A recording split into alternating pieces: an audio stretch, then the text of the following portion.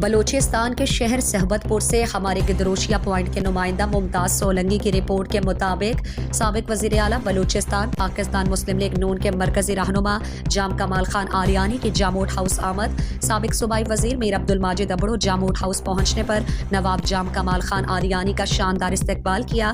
اس موقع پر سردار عبداللہ خان ابڑو، میر عامر خان مکسی، سولنگی قبیلے کے مقدم حاجی علی نواز سولنگی، سید ارباب شاہ، میر امان اللہ بوہڑ، میر راہب خان سولنگی، محبوب علی سولنگی، وڈیرہ الہی بخش ابڑو، کونسلر عبدالرشید ابڑو، وڈیرہ علی بخش سولنگی، کونسلر منظور احمد بھنگر، میر لکھمیر خان بھمبان، ٹھیکیدار گلزار احمد عباسی، محمد اسماعیل ابڑو، سراج ساگر ابڑو، لیاقت علی بھنگر، میر حاکم خان سولنگی، ایڈوکیٹ فائق علی سولنگی، محمد سلیم بوہڑ، بشیر احمد سولنگی سمیت علاقائی معززین معتبرین موجود تھے۔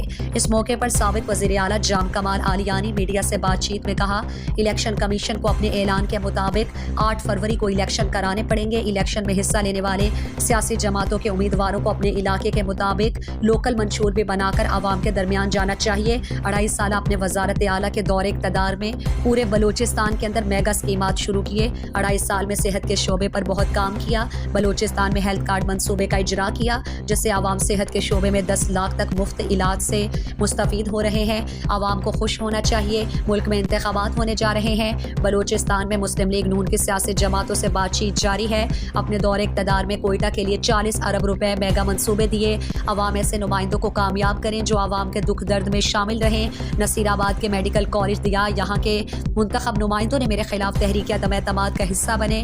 بلوچستان عوامی پارٹی بدستور قائم ہے، ہم راہیں علیحدہ کر لی ہیں اور جاموٹ قومی موومنٹ کے قائد میر عبدالماجد خان ابڑو سے پرانے تعلق ہیں، ہمارے قافلے میں شامل ہوئے، خوشی ہوگی۔